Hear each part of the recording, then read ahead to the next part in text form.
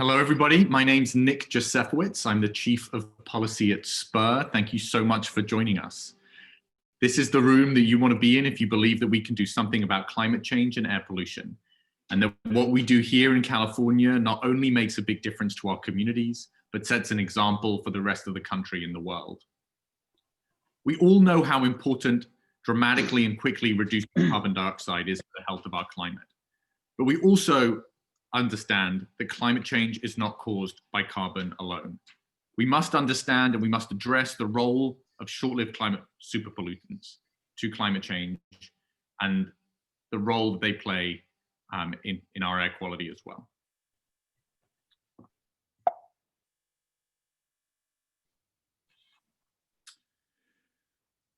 The effort that we're embarked on is that we're working to create a major new funding source, possibly a statewide ballot measure for November 2022, to invest in strategies to fight climate change and clean our air.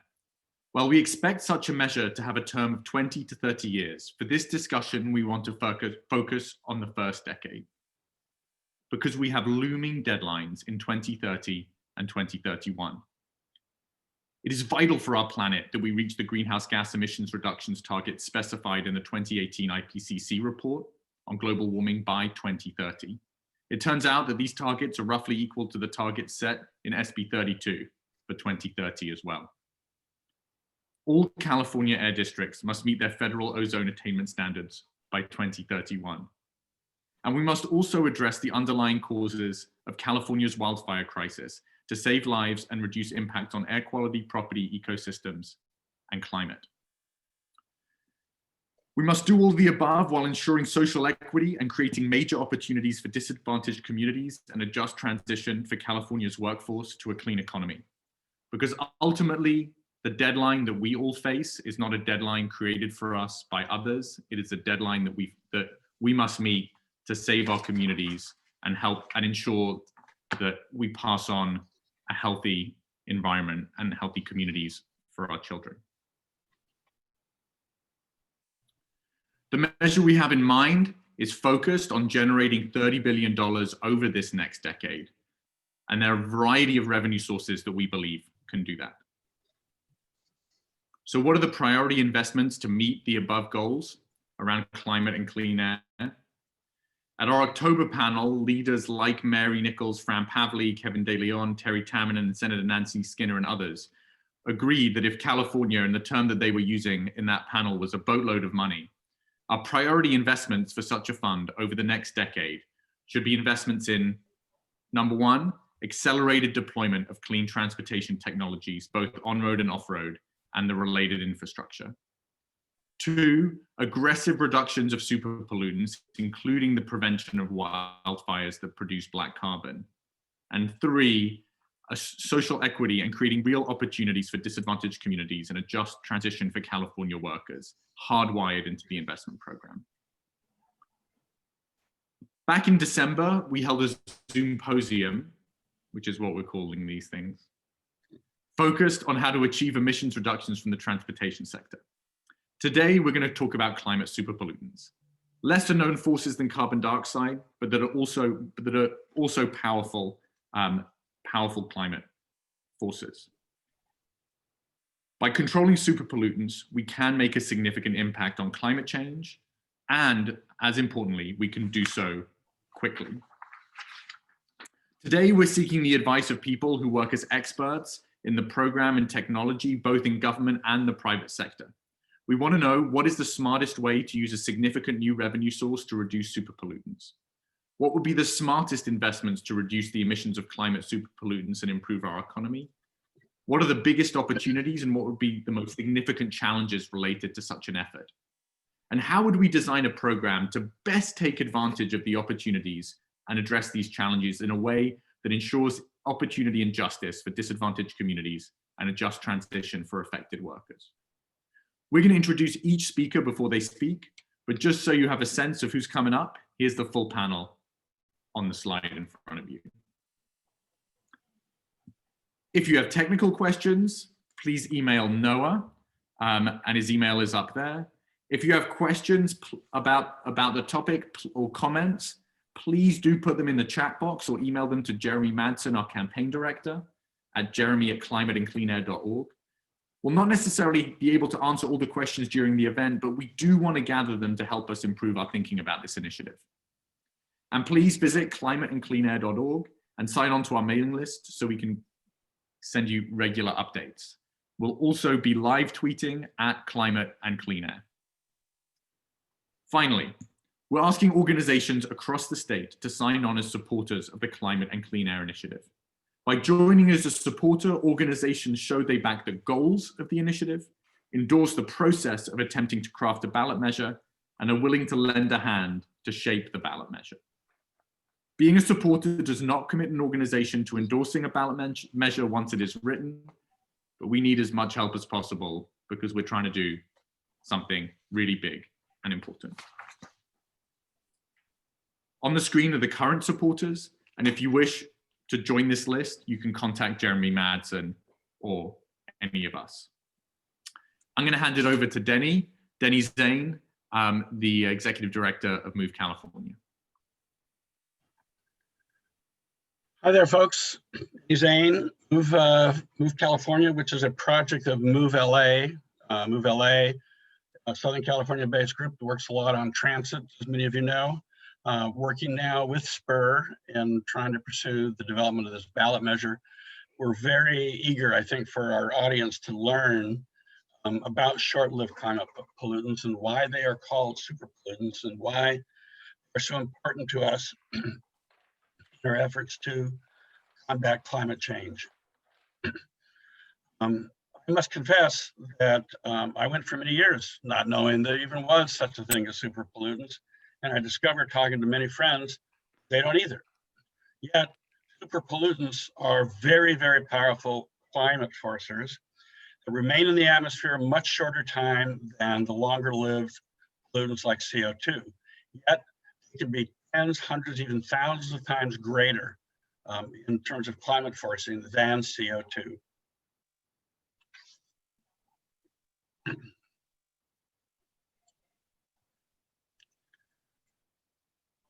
All right, so next slide, please.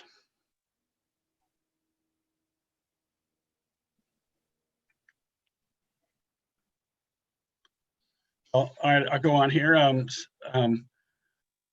These super pollutants include methane, HFCs, black carbon, and tropospheric ozone as well. Now, here's a chart that will show you something about the relative force of these climate forcers and how long they last in the atmosphere. For a comparison, carbon dioxide, the most abundant climate pollutants at the top, lasts between 100 and 200 years, generally speaking. And it has a rating of over 20-year climate forcing potential of 1. So all these other numbers are relative to carbon dioxide. Methane, which is the most abundant super pollutant, the result of biological decay in our environment from landfills and dairies and the like as well, lasts 12 years and has a climate forcing power of 72, 72 times more powerful than carbon. HFCs, common refrigerant, you can see it has a range of HFCs and it has a range of lifetime. Still significantly less long-lived than carbon dioxide, a much more powerful range of climate forcing, a very serious challenge. Black carbon, also known as soot, believes it'll last just days and weeks, but it's over 3,000 times more powerful than carbon dioxide.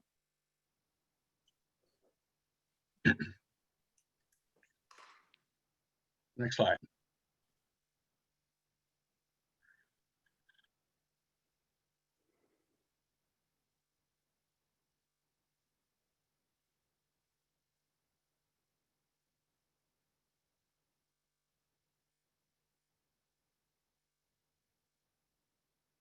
Half of global warming.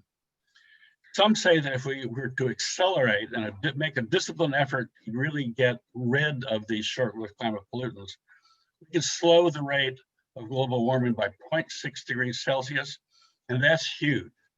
Consider that the goal is to avoid reaching 1.5 degrees centigrade. That's 1.5 degrees centigrade over pre-industrial temperatures. If we're able to hold back by reducing superpollutants 0.6 degrees, it's a very, very significant burden we've avoided for our planet. It gives us the time we need to reduce carbon dioxide. Next slide. As a result, some people think that there's really a two-pronged strategy here now. One should be a dramatic reductions of short-lived climate pollutants in the near term, and dramatic but steady reductions of CO2 over the longer term. That's the prescription for a success. What's really, I think, for me at least, was so energizing was to discover there really is a prescription for success. Really is a strategy that can abate climate change. The superpollutants really stand as one of the key and most important, probably the strategic priority.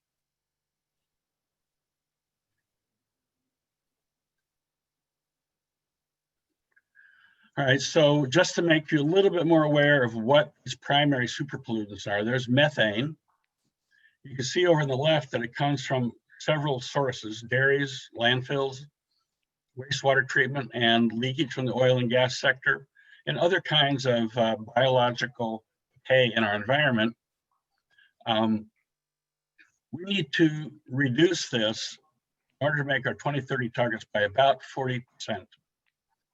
Hydrofluorcarbons from refrigerants, the international agreements to try to reduce these already in place.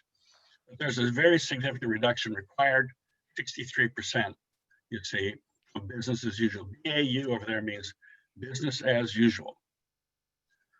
Then black carbon, again, much of this comes from diesel power in our environment, from wildfires as well, and fireplaces and the like.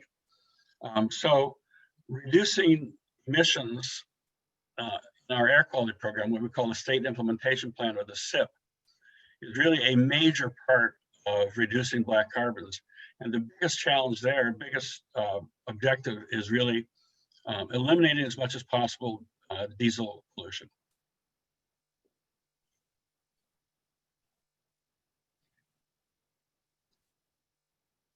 Next slide, please.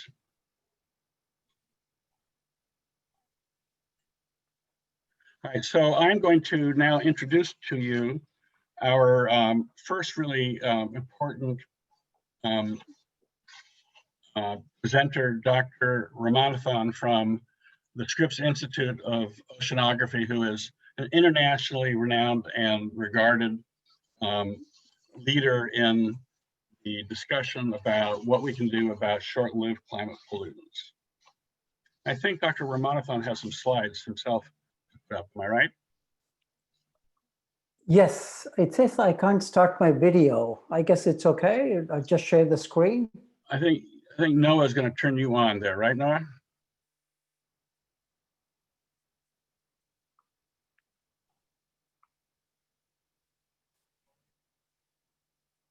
Not letting me turn it on either. So let me figure it out. Dr. Ram, if you just want to share your slides, I'll work on the video. Okay.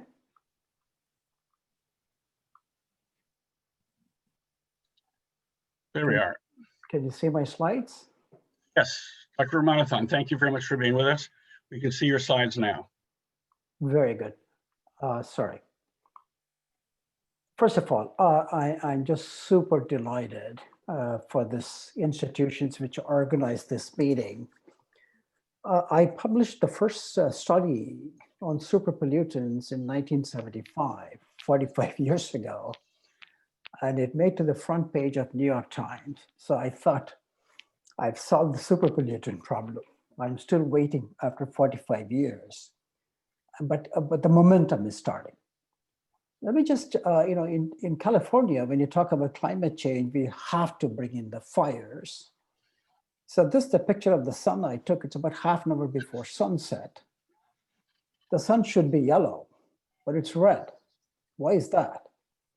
Because the fires put out black carbon or soot, which removes the green and the blue, leaving the red hot sun for us to see. So literally speaking, we can see climate change in addition to feeling climate change. So why is the super pollutants now become super critical to save from impending climate disruption, climate crises? This is a study I published 2 years ago. I just showed the graph for a prop. You don't have to follow that. What we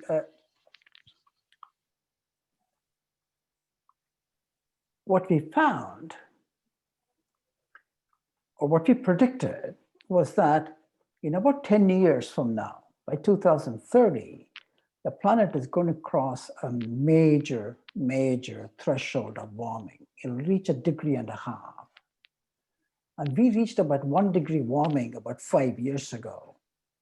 So when you go from 1 to 1.5, that's a 50% amplification of the warming.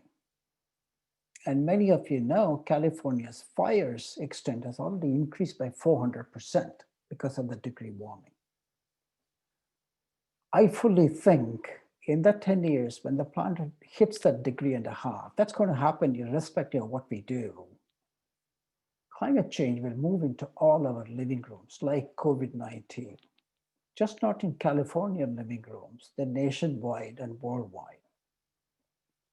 So the question we have to ask is, what can we do when this fast-moving train is going to hit us? This is what I led a study of 50 faculty from all 10 campuses of the California. And we came up with this super pollutants as the thing to target, in addition to making the planet carbon neutral. I think the previous speaker already introduced what those super pollutants are. First is methane. Methane is the same as natural gas. We said we have to cut it by 50%. And we have to cut soot emissions by 90%. These are global numbers, and phase out HFCs. HFCs are used as refrigerants.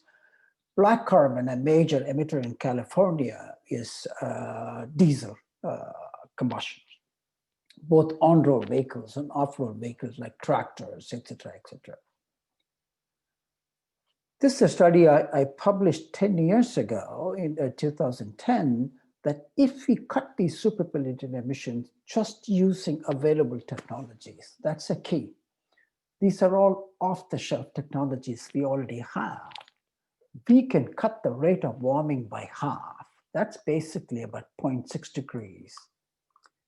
And I want to show you this curve here. The pink line is the observed warming, right? And the gray line is unchecked climate emissions. We are talking about shooting past 2 degrees, 3 degrees, 4 degrees.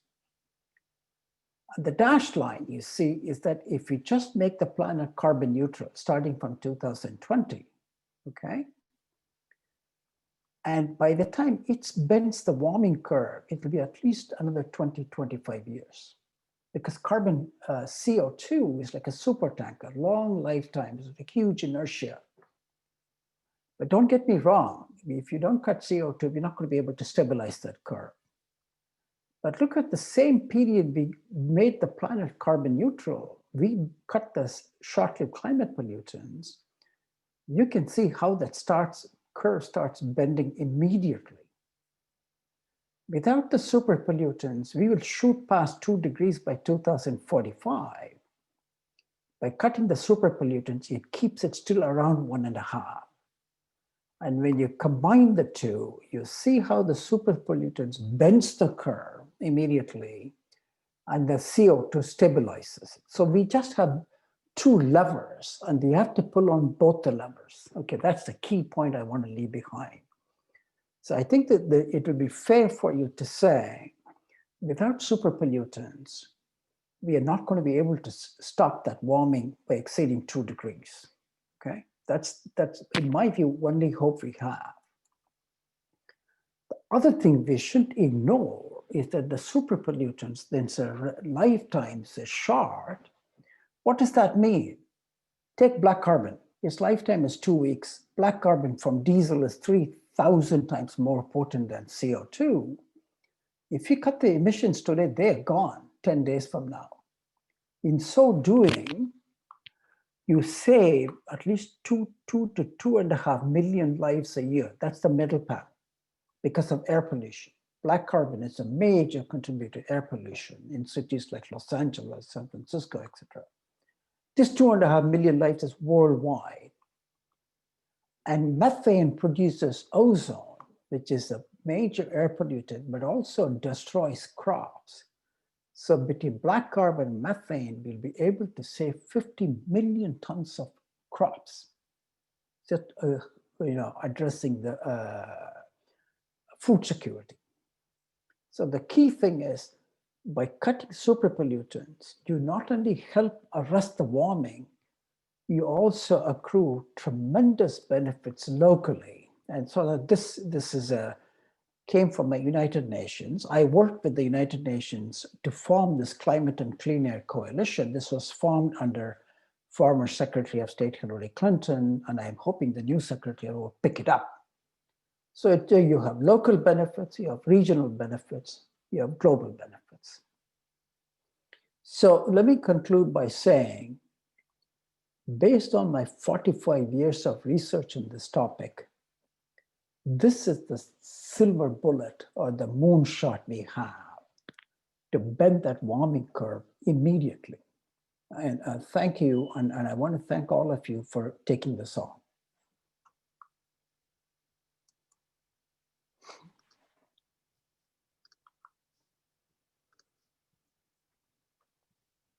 Dr. Ramanathan, thank you very, very much for the lessons you have brought. 1975 was when you first brought this idea forward, huh? And well, I must confess to you, I think we owe you a great gratitude. And we're here thinking about how we might learn that lesson and incorporate that into a potential ballot measure, perhaps, to provide funding. And I'm hoping you're excited about that prospect. I want you to know that we have with us Assembly Member Eduardo Garcia down here, who is a leader in the legislature on emission reduction strategies, and is also the legislator's ex officio member of the California Air Resources Board, where they do a lot of the work that we need to have done to fight these short-lived climate pollutants. So, Assembly Member Garcia, I'd like to pull you in here for this conversation. And would like you to react, if you could, to Dr. Ramanathan's charge to us and get your observations of what is being done, can be done in the context of the legislature and CARB. Sure. Well, thank you for the invitation, and it's great to see all of you via this platform. For us, it's extremely important that we keep in mind the objectives that we've set forward, aside from the reductions in our carbon footprint, emissions, that we keep in mind, the public health goals that we have when we are trying to achieve these objectives. I represent California's 56th Assembly District, which is all the way in the most southern part of the state, adjacent to the California-Mexico border. The temperatures rise up to 128 degrees, and with climate change, heat rising, it's something that we feel significantly. And what we also feel is a significant impact on poor air quality and how that has contributed to the high levels of respiratory disease problems amongst the families that live in our district. That's also contributed to many of the high levels of COVID-19 cases that we have unfortunately had to confront during this last 9-10 month cycle. So for us in the legislature, we always have to keep in mind the both public health implications of our public policies that we're implementing, but also thread the needle with how we may be able to integrate economic opportunities for communities in California that could benefit from the job creation through the clean tech industries for California. And we're seeing some of that occur as a result of our climate change policies. We know that there is some work to be done, specifically when it comes to short-lived climate pollutants. And I'll share with you that currently conversations are happening between a wide array of industries, whether you're in the food industry, agriculture industry, restaurant industry. I mean, when I say food industry, whether you're a small city, medium-sized or large city, a trash hauler, you're in the biodiesel space, or for that matter, in someone who's looking at expanding opportunities in the agricultural sector to be able to integrate yourself into the clean tech, clean biofuel communities. And so we're having to now focus on, are we prepared to move in the direction to meet these goals and objectives? Do we have the technology and the infrastructure in place to be able to do so? And there are mixed feelings about that, which is why we're working very closely with a number of stakeholders and taking a look at the viability of a climate resiliency bond that would invest in infrastructure opportunities to be able to help facilitate the meeting of these goals and objectives. But there's no question what the doctor has presented is science and facts that we have to utilize to drive our decision making here in the legislature. I had a conversation yesterday with representatives from the League of Cities, the County Association, who want to help meet these goals and objectives of short-lived climate pollutant reductions and understand the public health implications and connecting the dots to this current public health crisis that we're confronting. But they also are in a situation where we are in a position where things have changed over the course of the last year or so, and need some assistance in having the ability to meet these goals. And so I think this year you'll see some deliberation and debate on how we get to the end goal of meeting our SB 1383 goals and objectives, and some good conversations hopefully will come out of that. But appreciate the opportunity to chime in a little bit. I'll be listening into the conversation a bit, and hopefully an opportunity to pop back in and add something to the discussion as it continues. Thank you again. Assembly Member Garcia, thank you so much for being here. We hope you can stick around and comment a little bit later. We do have, I think, someone you probably know from the office of the President Pro Tem of the State Senate, Chip Lipper, with us, who is the Senior Chief Advisor on Energy and Environment for the President Pro Tem's office. I think, no, we got to turn Kip on here. Now, for those of you who don't know Kip has been around the Capitol for quite a while, and we always refer to him as the Dean of the Environmental Policy in Sacramento. He's probably has his fingerprints on every major environmental effort California has undertaken, and I think he well knows that California has an imprint on the world in this climate policy areas. Kip, what do you got to offer here? Thanks, Danny, and thank you for inviting me to be here today.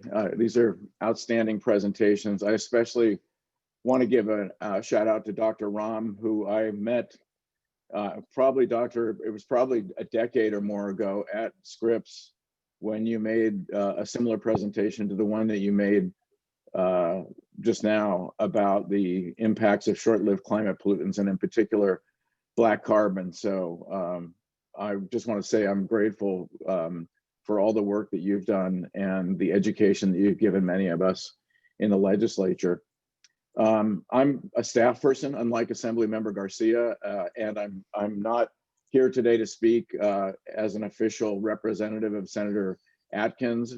So I want to be clear that the opinions or statements that I make are my own, although they're informed by a long experience, if I may put it that way, on these issues, as Denny generously noted. It's funny, listening to Dr. Ram, it reminded me that, we go back 20, maybe even 25 years to the recognition that one particular short-lived climate pollutant, that is diesel, and the exhaust associated with it is what I call a trifecta pollutant, meaning it is a toxic air contaminant as determined by the State Air Resources Board. It is a contributor to criteria pollutant emissions that create particulate matter, and it's obviously a climate pollutant. And that is true of a number of these pollutants that we're talking about in this context. And I want to highlight to some extent the great work that you're talking about today, but also a bit of a failure on the part of California government and more specifically the State Air Resources Board in not using the tools that were provided to it under AB 32 back in 2006 to begin aggressively regulating short-lived climate pollutants, and instead focusing most of its effort on a CO2-centric control strategy. If that's the right term, I think, I'm not sure cap and trade in my mind at least is a control strategy, but be that as it may, I do think, I want to point out, first of all, that AB 32 defined climate pollution to include these short-lived climate pollutants, even though our regulators focus primarily on CO2. Not to say that CO2 isn't important, but it is certainly not the beginning or the end of the story. And also there was a separate provision that's very rarely talked about in AB 32 that was written in at the last minute that directed the Air Resources Board to adopt what were called a series of discrete early action measures. And this was because we knew at the time in 2006 that the Air Resources Board and frankly the governor at the time were going to take a pretty long time to stand up the AB 32 program. And in the meantime, the legislature wanted action immediately on regulating and reducing climate pollution. And I believe that provision was exercised, oddly enough, to adopt what is now called the low carbon fuel standard, which is both not a discrete early action, and it also is not a measure that really ramped up very quickly. But importantly, the discrete early action measure provision of AB 32 was not exercised, along with the definition of climate pollutant, to regulate these short-lived climate pollutants. And I feel like that was a missed opportunity. And a number of us at the time, and I want to give a bit of a shout out to someone who many of you know, John White, who has worked for many years on clean air issues in California.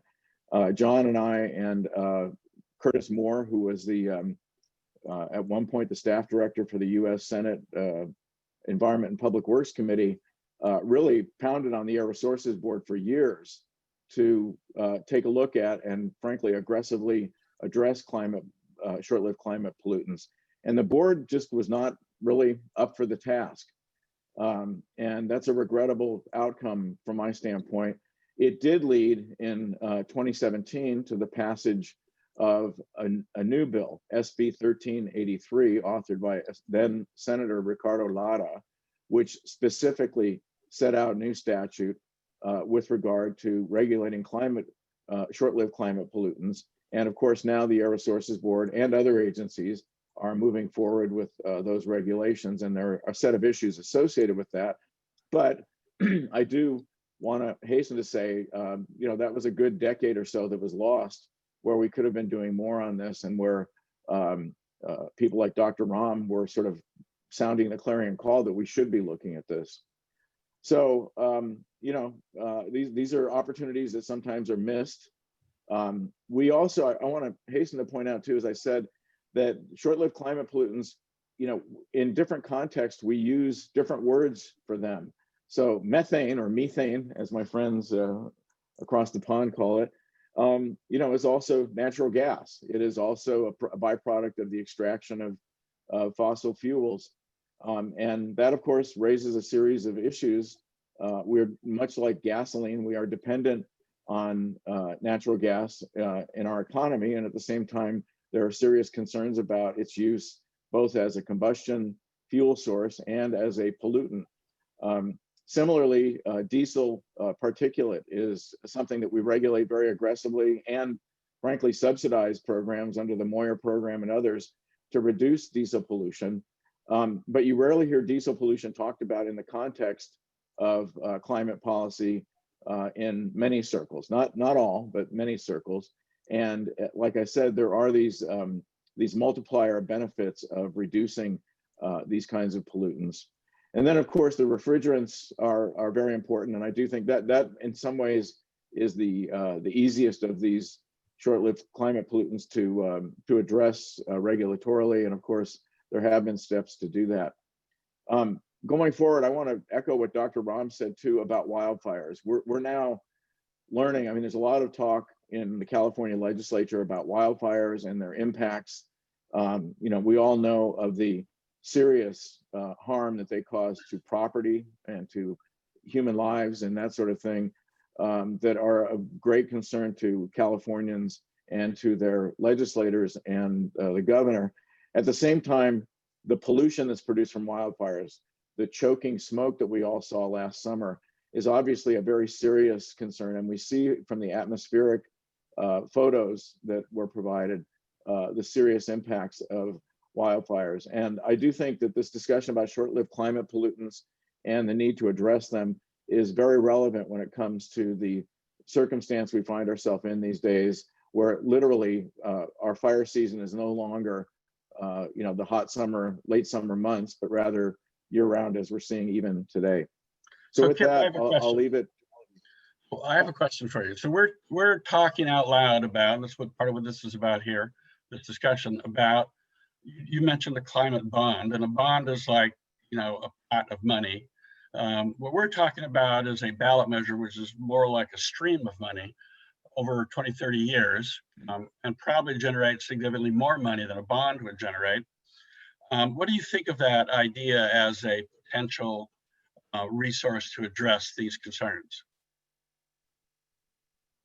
Well, I'd want to know more detail about it, but in general, I think money is one of the tools in the toolbox to help address this issue. So yes, I think it, in general and in broad brush, I certainly think it's something that should be looked at. Obviously, that I can tell you from where I sit today, the pressures and the needs, frankly, for public monies, both to address climate impacts and to mitigate climate emissions, is extraordinary. The governor, as many of you know, has proposed $1.5 billion, which sounds like a lot of money, but it really isn't, for the purposes of electric vehicle infrastructure investment in this year's budget alone. And that's really a drop in the bucket compared to what's probably needed to do that. So Denny, what I would say is, I'd want to know more about the initiative, what the revenue source is, and how the money's going to be spent and who's going to oversee it, that sort of thing, the details that legislative staff like to know.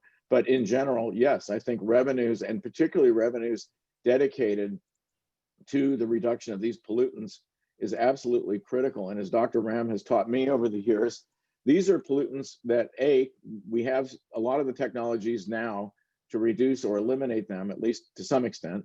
And B, they really have this, as your prior speakers, and Denny, as you mentioned, they have this kind of front-loading effect that really make them the more urgent and priority pollutants to be addressed. When my concern is that a lot of our strategies are CO2 oriented, and not to say CO2 isn't a serious problem by any means, but I'm just saying, much as you would prioritize, your work during the day or what you're doing, I think looking at sort of what is the first thing we need to do and get moving on urgently, I think the short-lived climate pollutants issue and funding to reduce those pollutants is a serious concern. Very good, very good. Thank you so much, Kip. I think that was our thinking as well, is that we really needed not only a significant resource, we needed a reliable resource that could be reliable so that manufacturers can rely upon it over 10, 20-year period. We're going to, I think, shift for a moment to, where's Julia? Julia Levin? Hi. There you are. Hi, Julia. So you heard from Dr. Ramanathan, and you've heard from Assembly Member Garcia and the Dean of the Legislative Staff on Environmental Affairs, Kim Lipper, talked to us today. And you work with the California Bioenergy Association. You're the executive director. What does the association, what are your observations about this debate about priorities, about what we can do, and in particular, what about the role of a potential ballot measure and the significant and reliable revenue it can create? Okay, thank you, Denny, and thank you to the previous speakers. I thought all of the presentations were spot on, and thank you, Denny, and the organizers, because this is the most important topic we could all be discussing in terms of climate change, and really one of the most important topics for air pollution as well. And I really appreciate what Kip said about how serious the threat of diesel is, and that it is a trifecta pollutant. And I would say short-lived climate pollutants in general are trifecta pollutants, that they're huge sources of air pollution as well as climate pollution, with they cause a lot of harm in addition to the harm to the climate. So I'm going to focus on bioenergy and talk about some of the solutions, because I think bioenergy is by far the biggest, most cost-effective, quickest solution with proven technology to short-lived climate pollutant emissions. If you listen to Dr. Ramathan and the earlier speakers, all of the large sources of short-lived climate pollutants are from organic waste or wildfire. And Kip is absolutely right that wildfire is a catastrophic problem in California. Wildfire emissions now exceed all of the reductions we have accomplished across every other sector of the economy. So we cannot meet our climate goals without tackling wildfire and other sources of climate pollutants. So what does bioenergy have to do with this? Well, the largest sources of methane, 4 out of the 5 largest sources, go back to organic waste. That's dairies, wastewater treatment facilities, and landfills. The largest sources of black carbon are wildfires, most of which are caused by humans. So it is anthropogenic black carbon, open burning of agricultural and forest waste, and diesel. All of those can be reduced or replaced with bioenergy. According to the Air Resources Board and the Association of Local Air Districts, converting biomass to energy cuts black carbon and methane 98 or 99% compared to an open burn. That's with technologies that we have right now available, commercially viable in California, a 98 to 99% reduction in black carbon and methane, as well as a significant reduction in smog-forming pollution and toxic air contaminants. If we convert food waste and yard waste, other organic waste that would otherwise go to a landfill, or livestock waste to transportation fuels, we can produce the lowest carbon transportation fuels in existence. In many cases, carbon negative transportation fuels. And those fuels can go into near zero emission natural gas trucks to get rid of diesel.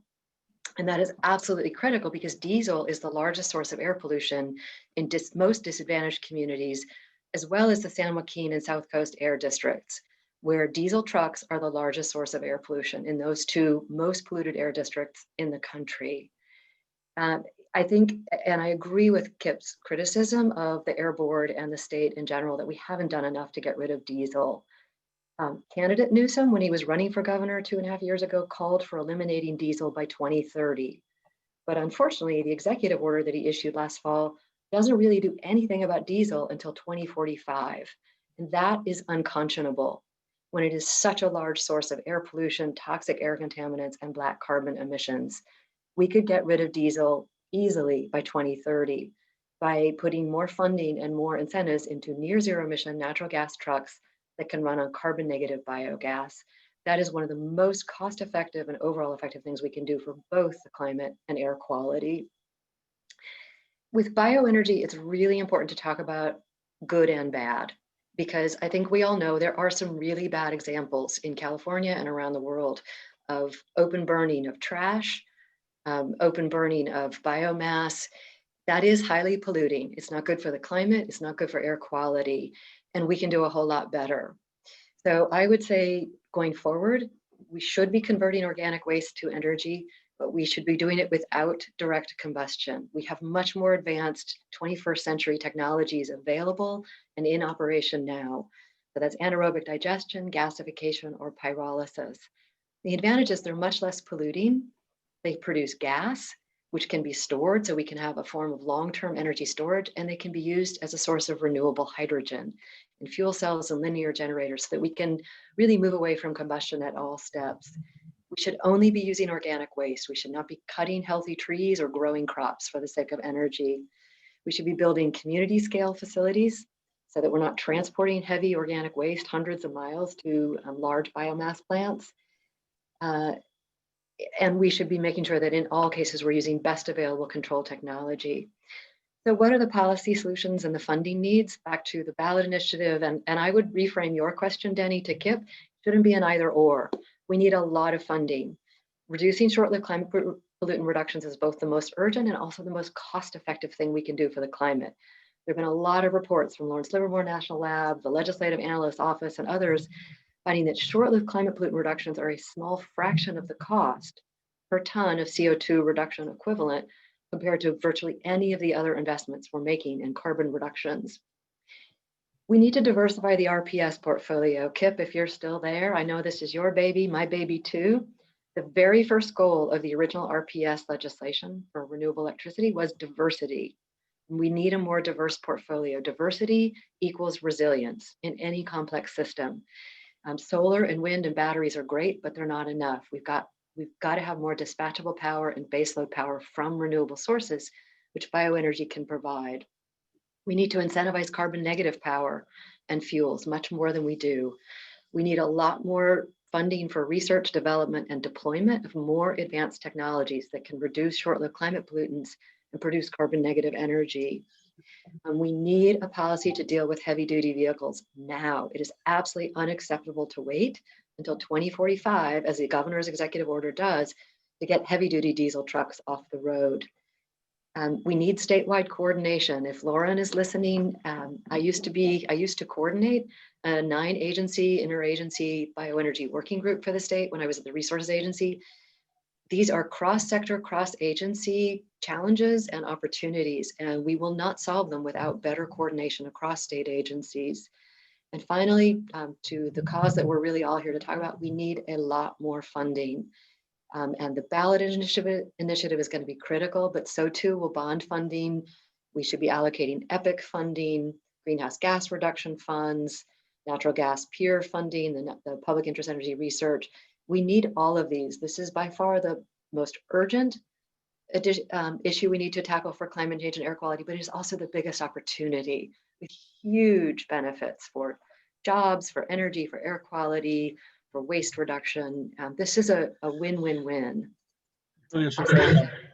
As you know, not everybody has bought into the waste to fuel proposition. Some think transforming the biofuels into hydrogen could serve us better. What do you think? I think we need to move in that direction. I think hydrogen has huge potential because it can be stored, it can be transported, it can provide dispatchable power, flexible generation, baseload power. It has a lot of advantages, and it can be converted to energy without combustion. But we need to invest a lot more in demonstrating the conversion of organic waste all the way to hydrogen. I don't think we're ready to require it now, but we definitely need to move in that direction. All right then. Hey, Nick, I think you're up here now, aren't you? I am indeed. I'm going to try and turn my video on here. Thank you so much, Denny. Thank you, Julia, and our other panelists. So Noah, would you mind turning Sydney on? Sydney Chamberlain works on climate policy at the Nature Conservancy, which is a truly remarkable organization working globally on these issues, including the issues of methane, as Kip suggested we should be calling it. So, you know, we've seen over the past few years that climate change is driving the frequency and severity of wildfires. This has come up from a number of other panelists in this discussion as well. And in addition to causing death and destruction on a large scale, these fires produce enormous volumes of pollutants like black carbon. And addressing the problem of our forest health and the risk of wildfire has to be a priority to clean our air and control our climate. So what can we do to, from your perspective, what can we do to kind of address this problem at the scale that we need to address it? Thanks, Nick, and also to all the panelists for the opportunity to speak to this important issue. Our landscapes, including forests, can act as a sink or a source of carbon. And when they're healthy, our forests act as carbon sequesters, pulling carbon dioxide out of the atmosphere. But when they're disturbed, either by us converting that land to an intensified use or by a natural disturbance like wildfire, our lands can become a net source of emissions. And so before I sort of jump directly into the wildfire issue, actually, I have one single image I just want to share with you. Hopefully you can see that points to a concerning trend the science is showing us now. So this image that you're looking at is showing you projected carbon stocks in California ecosystems. So looking at California's lands over time and the amount of carbon that they hold on to. And if you look at this projection, which goes out to the year 2100, what you see from this black line is that it goes down, which means that our lands are going to hold on to less carbon over time if we don't take action now. Basically, human disturbance, climate change, it's impacting the ability of our lands to provide us with climate benefits. And what that means is that if we don't do something about the way we manage our lands now, they're actually at risk of becoming a net source of emissions over time, and actually exacerbating climate change instead of helping us. So that's a big problem. And with that point in mind, let's talk about wildfire. So addressing wildfire and the short-lived climate pollutants like black carbon that they produce means we have to address the health of our landscapes. And in forests, that means reducing fuels and using prescribed burns. So ironically, having more fire. We actually need more fire to fix our fire problem.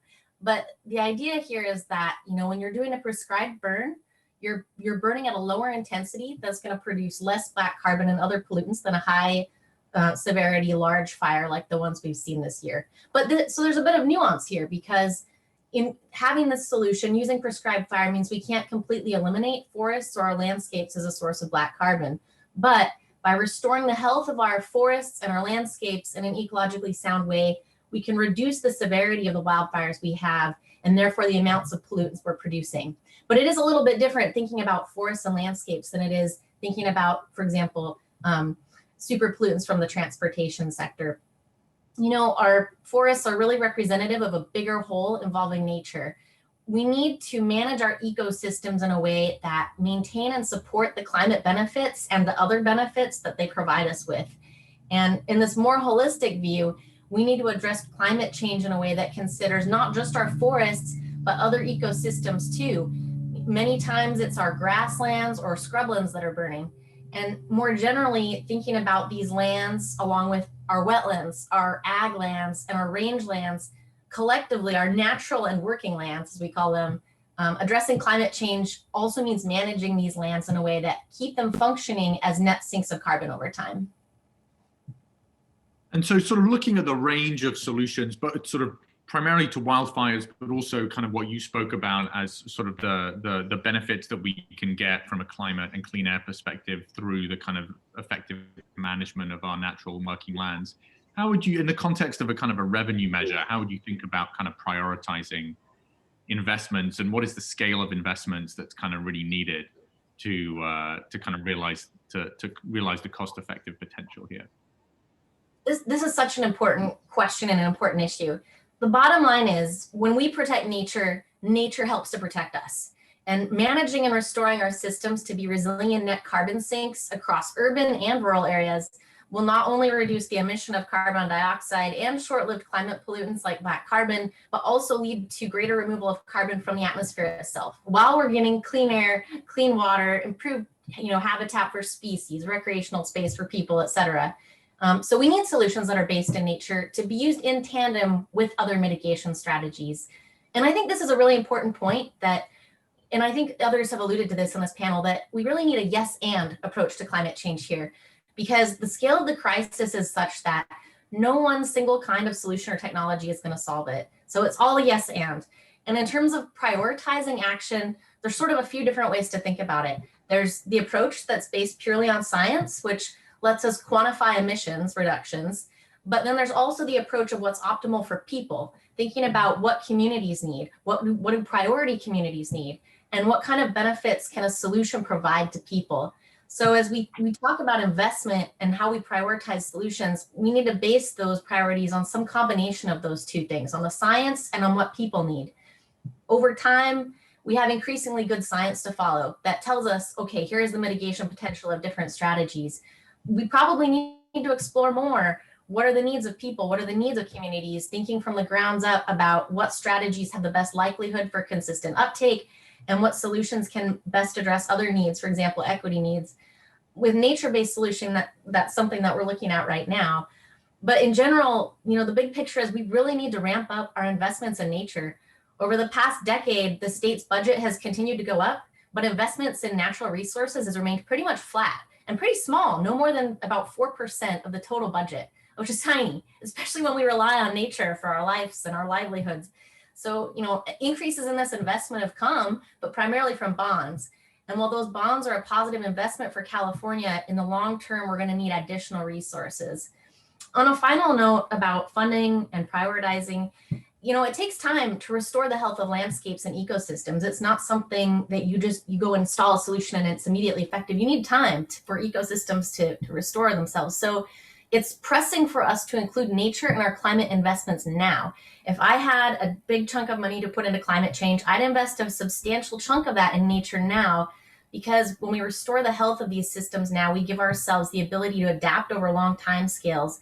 And we're mitigating climate change with these solutions. We're providing communities with additional services and benefits, and that gives us an opportunity to then help implement other solutions in the longer term. Thank you so much, Sydney. That was that's a terrific sort of vision of what we can achieve. Denny, I'm going to hand it back to you, and Kobe. So that's because I'm here in Southern California with Kobe Sky. Actually, it looks like I'm in Bermuda, but I'm really in Santa Monica. And Kobe Sky works for the Los Angeles Department of Public Works, and he is the environmental manager at Public Works, and it's worked with landfills and wastewater treatment and such. He's the expert on how we get emissions out of the waste system for the county. And I want to see if I can get Kobe on. Where is Kobe? I'm here. Oh, there you are. Hey, Kobe.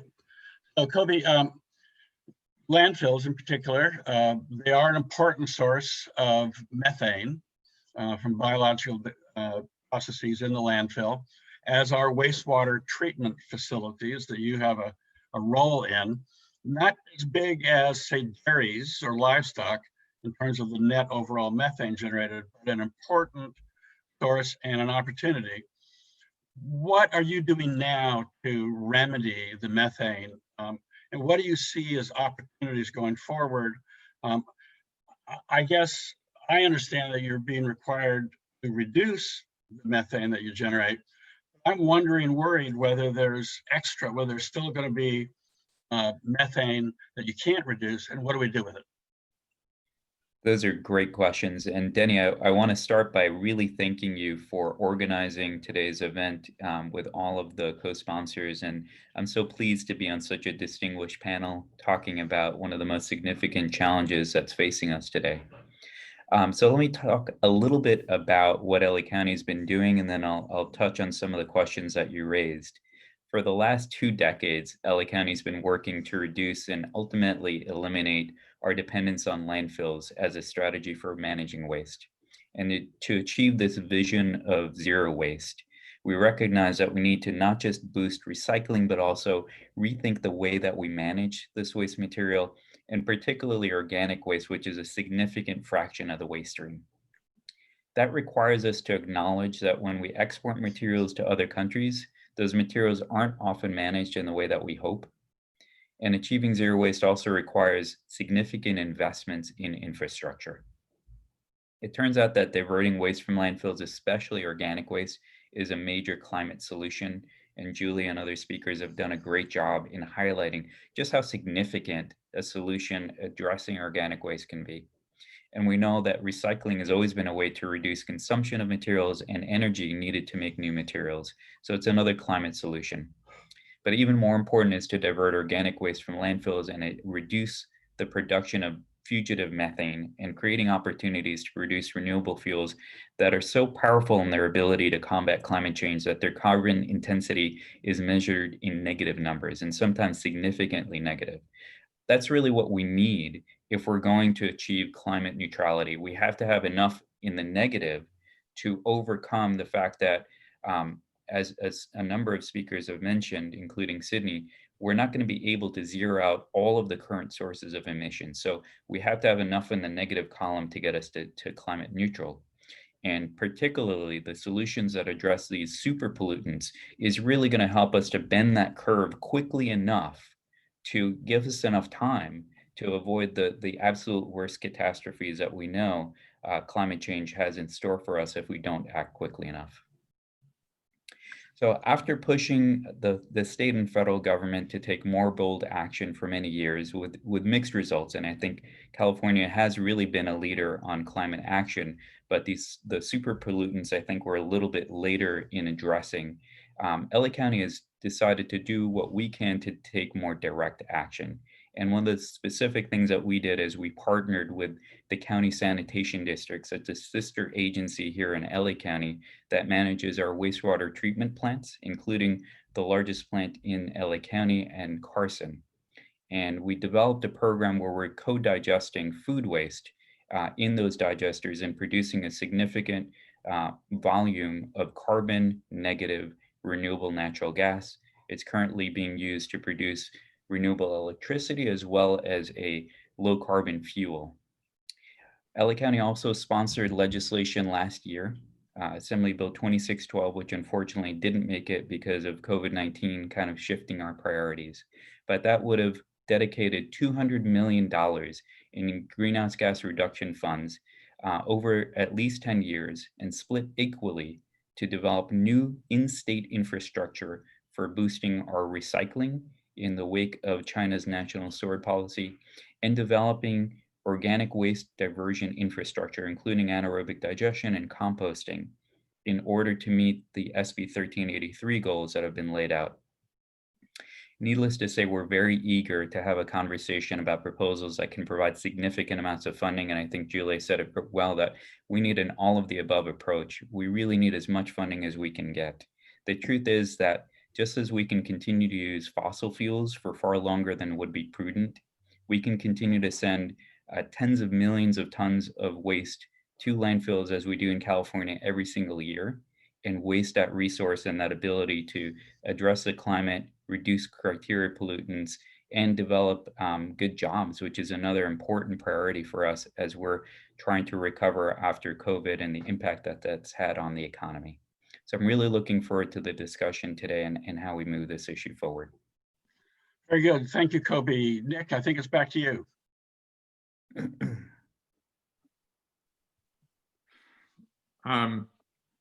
Thank you very much. So, can someone help me start my video? Okay, here we go. Great, thank you.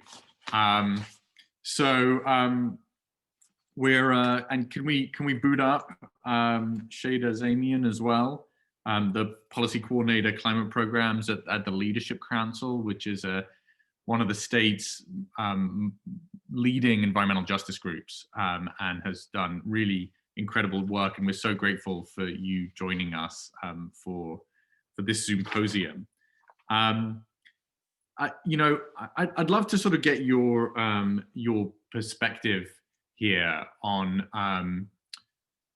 the role that on specifically with regards to the Central Valley, which, as we all know, is the agricultural heartland, not just of California, but also the nation, and has some of the most vulnerable and disadvantaged communities that have borne the brunt of so much of our kind of climate and climate pollution and so much air pollution. And we've heard today about the potential of agricultural waste, for instance, to be used as a fuel source to displace diesel and reduce super pollutant emissions. Can you give us your perspective on that from sort of representing frontline communities? Yes, thank you, Nick, and thank you to the organizers and panelists. I really appreciate all the perspectives. So unsurprisingly, ag waste as fuel has arisen as a huge concern for San Joaquin Valley communities. There's currently a misleading picture of renewable natural gas and biomethane, painting them as very clean energy. And in the Central Valley, this sheer proliferation of dairies and communities rampant with air pollution and respiratory disease is a source of this and really is our impetus for getting involved in this conversation. Dairy digesters, as some of us know, use cow manure to produce biogas, and this is either sent through pipelines or used as direct vehicle fuel. It's not a sustainable source of energy, since it firstly pollutes the environment by being created, and secondly, it pollutes when it's expended as fuel later on. And another important thing is dairy digesters are most commonly attached to massive operations that impact air and water quality. On the water side, dairy manure contributes about a third of the nitrate pollution in groundwater in the Central Valley, and dairies also contribute additional greenhouse gases, is a major source of ammonia gas, which is a major precursor to even more hazardous pollutants we see in the valley. Biogas companies have even told us before that these dairy digesters are really only profitable at the large industrial scale. So when we're seeing upwards of 1,000 cows a herd. And we often see requests submitted to our local air districts that with dairy companies seeking to increase their herds in thousands. So dairy digesters, which are really branded as this complementary, highly profitable business model for a dairy to tack on, do impact these expansions and the air quality and water quality of surrounding communities. And in turn, this is a really huge point, is in turn have increased non-waste enteric methane emissions that cows release just by breathing. And that make up more than a third of all livestock methane emissions. So on top of that, dairy digesters are just simply like very expensive, and even have a funding line item in our state's GGRF. As I'm sure many of us have seen, it's referenced as an applicable technology in the Climate Catalyst Fund that's upcoming as well. And as of about a year ago, the state had already given about $500 million to dairy digesters, but to only 2 developers. So to put this plainly, digester funds have required enormous taxpayer and ratepayer subsidies to systemically send more super pollutants into our air. And I think we just need to be very careful when we're talking about super pollutant reduction and which technologies we are selecting. And so could you tell us a little bit, both from dairies as well as other agricultural waste, like what you see as some of the kind of alternatives to handling this waste and reducing the kind of super pollutants that are generated here, and you know, how do we overcome some of the challenges to that? Yeah. Well, the fact is that we do live in a delicate material reality, which requires moderation. It requires measured and protective practices, prioritizing the integrity of our natural resources and ecosystem. So it's no surprise that when more farms become massive industrial operations, that we start to see really serious degradation of our natural resources and community health. We've heard from communities that the San Joaquin Valley won't benefit from larger industrial dairies. We will, however, benefit from sustainable agricultural practices that not only produce food for local communities, but also protect our air and our groundwater. So we really think paradigm shifting alternatives like sustainable agriculture, agroecology, creating pathways for community members to establish local and biodiverse farms are really the direction we should be taking. And so sort of zooming out a little bit from dairies, how would you recommend broadly from a kind of an environmental justice perspective that sort of frontline communities can be engaged, not just in kind of crafting this type of measure, but also kind of in the implementation of this type of kind of revenue measure on an ongoing basis? Yeah, that's a great question. Well, firstly, there's not an equity or engagement template, which is extremely important, but there are basic guidelines and essential values and best practices. And some of these include, doing the homework early on to identify and connect with community leaders and engage those who aren't as involved yet, setting a clear and welcoming process for continued engagement, having cultural competency and making materials and dialogues accessible to non-English speakers. And really, I think, even more so with internalizing the respect for the experience and self-determination of residents' own livelihoods. So measures that do this are in continuous consultation with community leaders. They remove barriers, detect ahead of time the negative and avoidable consequences of policy measures, and really create exceedingly clear pathways for community members to benefit from its implementation. And so, And then from a kind of like a spending requirement, or sort of like in terms of sort of crafting the spending framework for this type of ballot measure, you know, other programs have sort of designated a certain percentage of the funds have to be spent in disadvantaged communities or have to benefit disadvantaged communities. How do you kind of think about how one should kind of structure those guardrails, those guidelines? Yeah, we have been supportive of percentages that say, you know, a certain amount of funds must benefit and prioritize underserved communities. More importantly than that is policies just must not do further harm to communities, and must lead with significant and tangible benefits to underserved communities that allow residents to weigh in and guide how these policies are implemented specific to their context. Yeah, we already know that, you know, inequity and injustice exist in the world. So if we're not actively seeking to dismantle that, we are only perpetuating. And I think we just have to remember that an initiative with social and environmental justice at its core is self-aware, that the whole point of the initiative is to increase equity and doesn't relegate equity to being a byproduct or complementary piece of a broader measure. Absolutely, it very much has to be at the core. And so kind of like, you know, when you think of, if you were to think about a sort of $30 billion over the first decade, what would be some of the kind of, you know, what would be some of the investments that, you know, in the Central Valley, in the communities that you work in and work with, what would be kind of some of the investment priorities that would rise to the top? Yeah, well, we actually have a community convening coming up to talk about exactly this and talk through what the top needs of community members are for a just transition and economy. We've advocated that the same public dollars being used for digesters are used for truly meaningful climate programs, ones that truly reduce emissions and serve to build vibrant communities and resilient social infrastructure. So, for example, developing infrastructure to bring clean energy to all homes with a particular focus on underserved communities. Decisions have without a doubt been made already to leave out communities without social and cultural power from major infrastructure investments. So they've been left out because they were not on decision makers' radars or were purposefully excluded. And this is highly concerning because we don't want to see a capitalist transition to clean energy. We do need to bring this infrastructure to all communities when it's happening. So prioritizing that. And then we have also heard time again that quality, accessible transit, clean transit has come up as a priority, and we encourage investments go to clean buses and transit, especially in communities most impacted with hazardous air quality.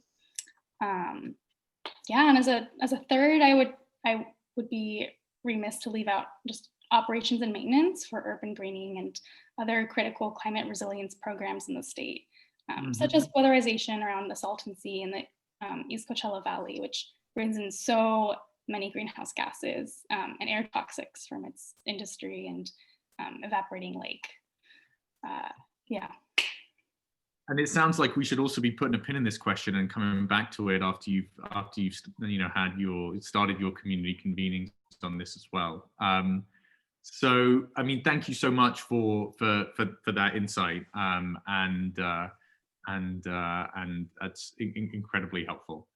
So I'm going to pass it back to Denny and Dan. Okay. So Dan Jacobson, where are you now? There you are. Right here. Director. I hope you can see me. Yes, I can see you. And I'm glad you have a global view. I can see behind you on the wall that you have a global view. There we are. So Dan, Director of Environment California Programs and longtime champion for environmental objectives in the Capitol. Good to see you. Thank you for joining us. Thanks so much for having me. It's a pleasure to be here and a pleasure to be part of this really interesting and vibrant conversation. Yes, well, we've heard some statement of the problem, which I'm sure you agree is severe, and one of the most urgent things we have to solve. Some think, for example, that some of the methane generated in a variety of settings needs to be thought of as a fuel opportunity, especially when diesel trucks in particular are both a source of air pollution and a source of climate affecting black carbon and NOx, etc. But others have reservations about this. How do we get to yes? How do we reconcile those kinds of objectives? Is it hydrogen?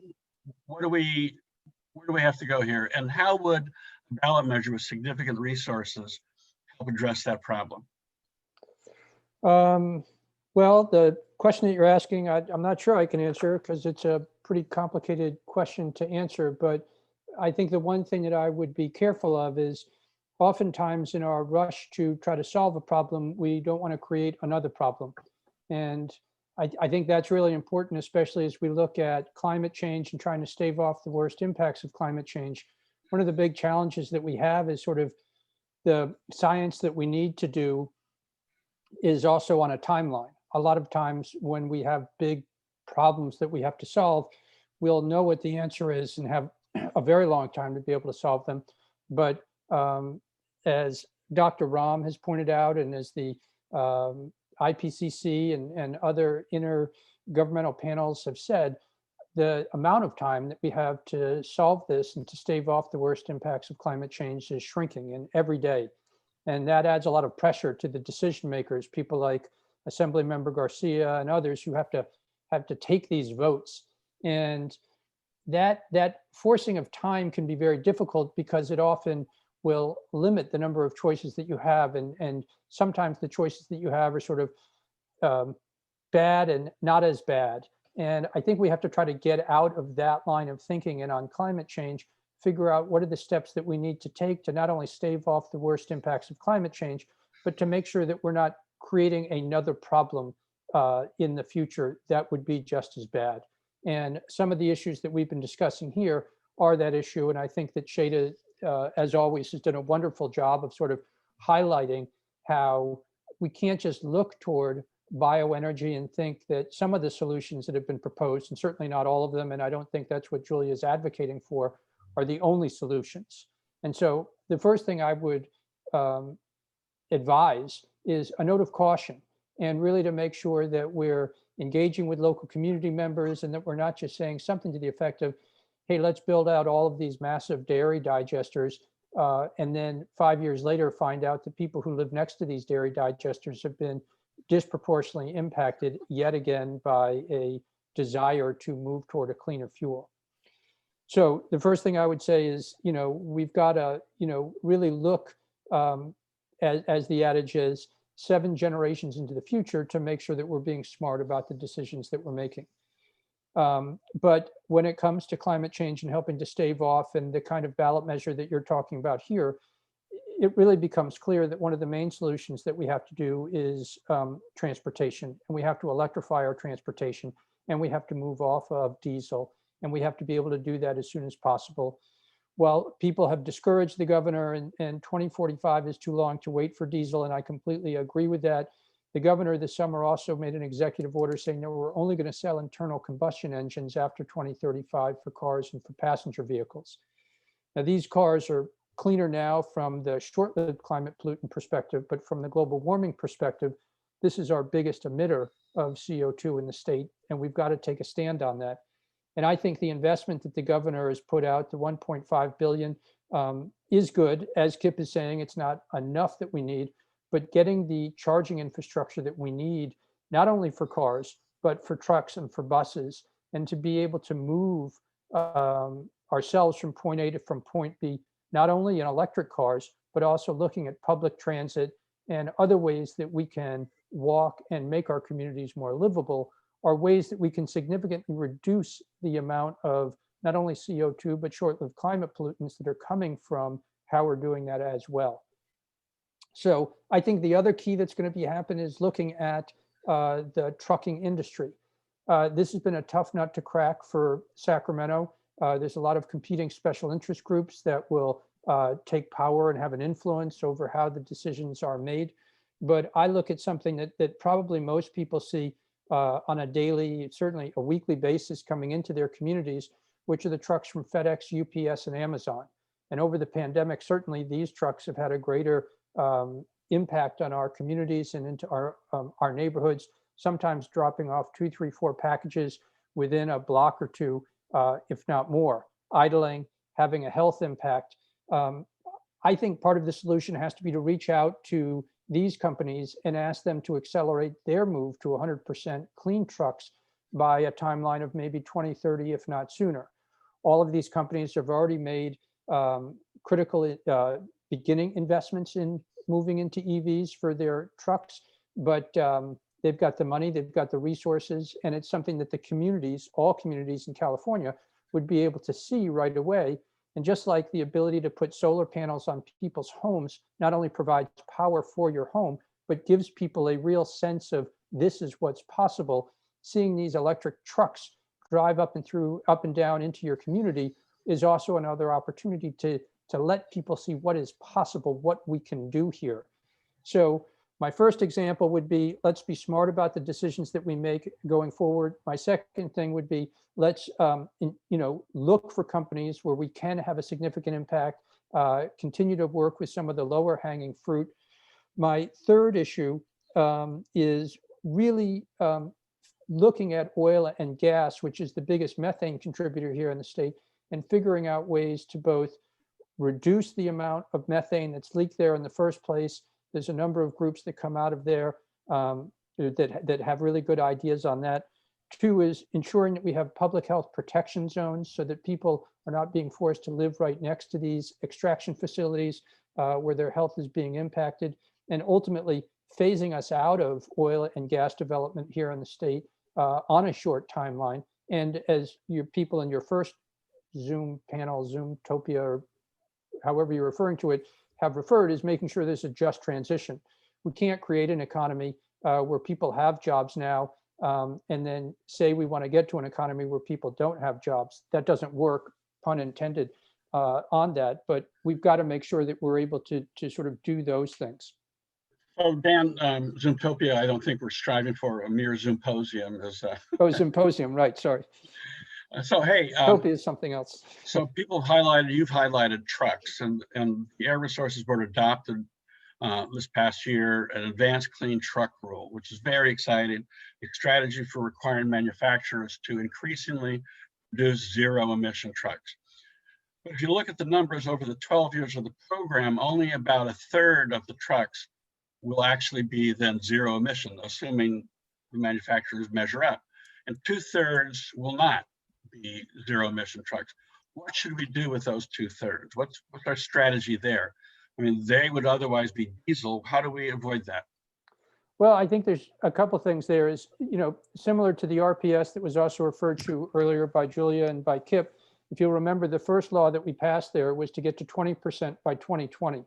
Once we passed that first law and people saw how, I don't want to say easy, but how practical it was to be able to get long-term contracts for renewable energy, the law to pass us to get to 33%, while not easy, was easier than the first law we passed. The law to get us to 50% was then passed. And then eventually in 2018, under Senator De Leon's leadership, we passed a law to get us to 100%. So do you think there's momentum created there that self-feeding? Similar to electricity, I think the same thing with transportation can happen, and that once you start the market and that the market sees that there's opportunities to grow and to develop, you see an acceleration in the technologies. And I think that'll be critical. We'll need both a carrot and a stick on that front as well, though. And I mean, I agree, I think, with all the panelists that, giving the companies until 2045 to be able to move away from diesel is too long, especially because we have kids who live in neighborhoods right now who are being impacted today. And if there are cleaner technologies that exist, we should be moving to those. Very good. So Nick, I think it goes back to you in a conversation with, I believe, Lauren Sanchez. Yeah, thank you. So can we bring Lauren up, Lauren's video up? Thank you so much for joining us, Lauren. Lauren is the Deputy Secretary for Climate Policy and Intergovernmental Relations at Cal EPA and has been working on climate super pollutants at the international level and at the state and national level for a while. And so we're really grateful that you've joined us for this conversation. Thanks so much, Nick, for having me. And thanks to our organizers for putting this together. I consider myself a huge super pollutant nerd, so have just been really loving the dialogue over the past hour and a half. A lot of changes here happening at the state level, a lot of policies and programs we're looking at, so really important to have this dialogue now. So thank you again. And I also would be remiss, I do have global and federal experience on this and have spent the last 3 years working first at Carbon, now here at Cal EPA, and always like to thank our partners in the legislature, Kip and Assemblymember Garcia, for their leadership on this issue. A lot of what we've done at the state, be it 1383 or AB 30 or SB 32, wouldn't have been possible without your vision and your commitment to this issue. And Governor Newsom definitely taking up the mantle as it relates to tackling the climate crisis, but really important partnership with our colleagues in the legislature. So thank you. My second thank you always goes to our really diverse and engaged stakeholders on a number of issues. I mean, if you just look at the really wide-ranging topics that the panelists have covered and the really critically important questions that have been posed in the chat box, it's all of you and your engagement and your coalition building, and you're pushing us bureaucrats on the inside that have really helped shape California's programs into, what is become a national and global model. Please do continue pushing us, continue holding us accountable for what our governor said as a candidate. And, as we implement both executive orders on climate change that were issued last year, again, having, all of your input incredibly important. And I do want to kind of comment on two things as we think about climate and the governor's frame around tackling climate. He really sees it as an equity agenda and a jobs agenda. And as we look at the 3 different super pollutants we've spent time on today, the health and equity intersections are, incredibly important and something I want to dwell on, especially as, the pandemic continues to ravage communities across the state. I'd also be remiss, I am jubilant about yesterday, and Nick, I'm sure you wanted this to be a little less or more apolitical, but we had 70 environmentally related lawsuits against the Trump administration over the last 4 years and have spent so much effort alongside a lot of partners on this panel pushing back against the anti-science, anti-health, anti-climate agenda from Washington, and just watching our new federal partners get into place and make some really bold action yesterday, including on methane, and then of course on HFCs in December. We just see a really bright potential for partnership with our federal partners. And I noted the idea in the chat about asking Vice President Harris about, a national agenda on these issues. And, we've been in touch with her team and a lot of the transition teams. There are a lot of things we're doing here in California that they are hoping to model. And then a lot of, as we've heard on the panel today, things that we could be doing a lot better. And, things we've learned that we would want if you were, putting SNAPs back in place or nationalizing oil and gas methane regs, considerations for the team as they embark on this new chapter. California has incredibly aggressive 2030 and 2045 greenhouse gas goals. Has been mentioned, the short-lived climate pollutant goals under 1383 are also incredibly aggressive. I'll just kind of maybe briefly respond to what I've heard today and how we think about those 3 with another note of, we are about to launch with our new CARB chair, Leanne Randolph, the next iteration of the scoping plan, which will really detail out how the state is going to hit our 2045 carbon neutrality target. Methane being 10% of our GHG inventory, and HFCs being the fastest growing source of GHGs here in California. We know that we'll have to look at all of the policies and programs in place on these three pollutants and the role that they will have to play as we chart that path towards 2045, again, with really critical focuses on equity and health and jobs. On HFCs, I wanted to just briefly comment, because there's been a lot of discussion about the board. The Air Board did adopt HFC regs last December, and then we saw nationally kind of the most significant climate legislation in the last 4 years around HFCs. When we look at modeling out to 2045, the hardest and kind of last remaining emissions will be from refrigerants. And that's both because, a growing need for them as the state warms, and the need to be deploying substitutes or lower GWP substitutes immediately. So there's been a lot of recent focus on HFCs, and this is a pillar of our agenda where we have really critical industry support, and where industry is pushing for lower GWP substitutes. On methane, and CARB has a role here, but also CalRecycle and our colleagues at CDFA, kind of a trifecta of regulations, oil and gas, waste diversion, the price on carbon through our low carbon fuel standard and cap and trade, and then incentives. And Nick, I feel like this has been I'm going to be a broken record here because we've heard it all day. We have the technology solutions. We need more funding. Poor Kip and Assemblymember Garcia are familiar with the food fight of the GGRF year after year. This year, Governor Newsom proposed focusing our GGRF funding on equity and EJ and protecting public health programs.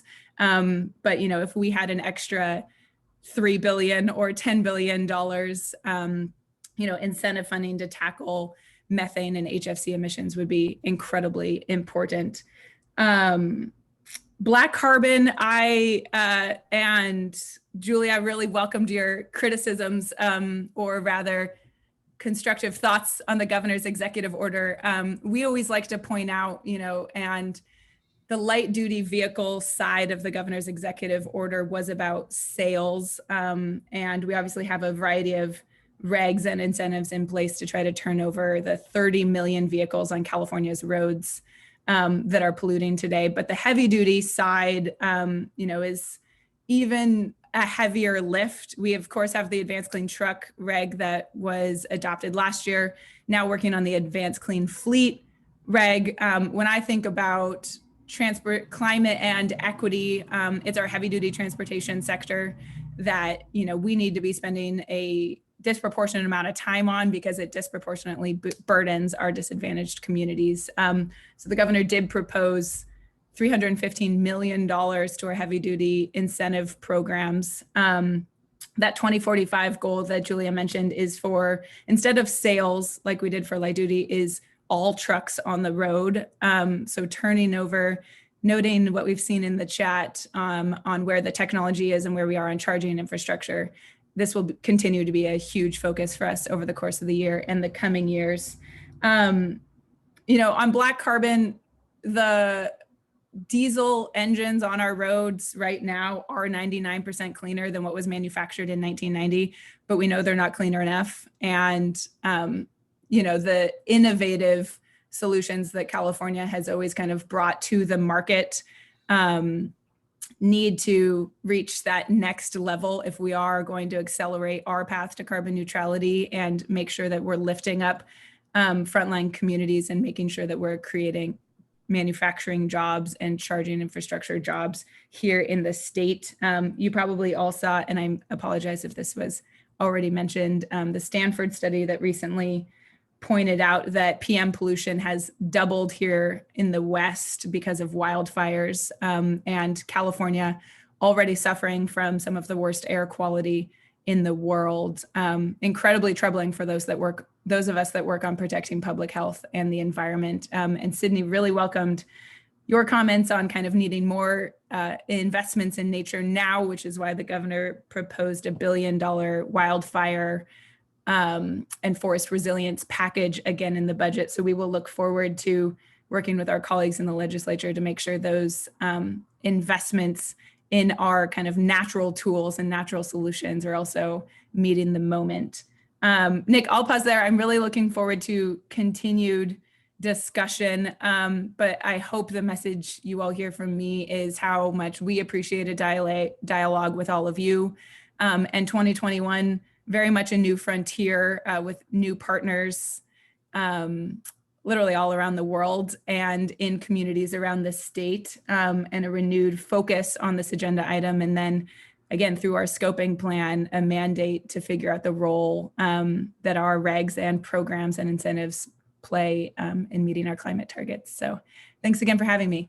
Thank you so much. That was an amazing kind of sum up. I just wanted to maybe ask you one quick question about, just to give when we were speaking before, you gave the example of in terms of the need for funding as in terms of how quickly the HVIP program got oversubscribed. I thought that was just would you mind just kind of sharing that as an example of how deep the need is for funding to kind of transition to cleaner heavy duty vehicles, please? Yeah, happy to, Nick. And one program I didn't talk about today, but would also probably highlight is our farmer program in the Valley, where obviously air quality concerns are front of mind. But our HFIP program, we opened for solicitation and within 2 weeks had run out of funding.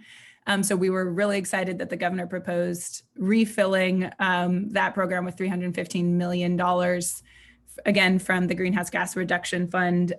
But, because of the Advanced Clean Truck Rule and the Advanced Clean Fleet Rule, and as I believe Dan mentioned, all of, our kind of corporate partners making these aggressive commitments, there is an incredible need for incentive funding just until we reach cost parity with combustion vehicles, both in the heavy duty and the light duty side. So 2 weeks to run completely out of funding. And then our farmer program got 1,500, I believe, electric UTVs in the Valley just over the last 2 years. And, climate, all of this has a really important climate angle because, as everyone probably well knows, transportation is half of our greenhouse gas emissions here in the state when you account for fuel distribution as well.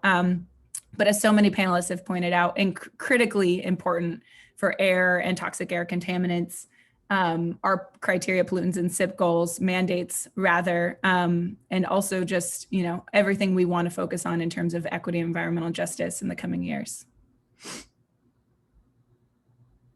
Thank you so much. When a program runs out after 2 weeks, you know that it needs more funding. So I wanted to bring back Assemblymember Garcia as well. And thank you for sticking with us, Assemblymember. I know how busy you are working on the state's problems. Can we bring back Assemblymember Garcia's video?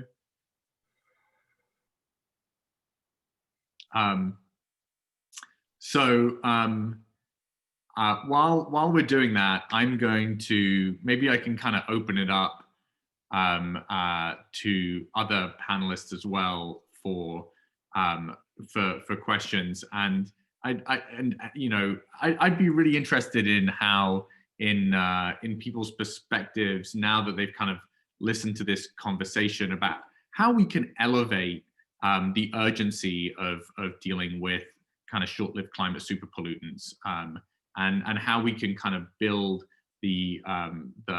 from their perspective, really focus our state on this incredibly important issue. And maybe I can sort of go to, maybe I can put Shada and Dan on the spot on this one. So can we bring their videos back if possible?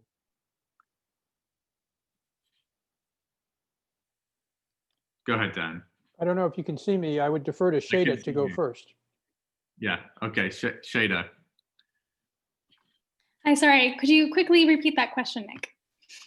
How can we kind of focus the state? How can we kind of build the sort of political enthusiasm for focusing on short-lived climate pollutants, and especially doing it with a kind of a real equity and environmental justice focus? Yeah, thank you. I think a really clear understanding of what makeup of climate impacts super pollutants account for is really, really critical, and building and making that knowledge as accessible to local communities as possible.